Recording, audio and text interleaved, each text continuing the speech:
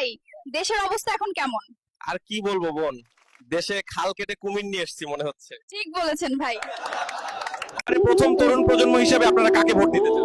আমরা প্রথম তরুণ প্রজন্ম হিসেবে বাংলাদেশ জাতীয়তাবাদী দল বিএনপি কে ধানের শীষে ভোট দিতে চাই। তারেক রহমান যেদিন দেশের মাটিতে পা রাখবে, পুরো দেশ তার পক্ষে থাকবে এবং বিএনপির পক্ষে গণজোয়ার সৃষ্টি হবে। আমরা বিএনপি দলকে পছন্দ করি কারণ তারা সাধারণ মানুষের পাশে থাকে এবং দেশের উন্নয়ন চায়। আর দেশের পরিবর্তনের জন্য কাকে দরকার?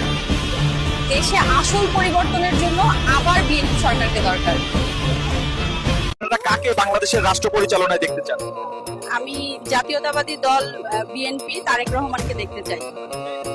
আপনারা ভবিষ্যৎ নেতৃত্বে কাকে দেখতে চান?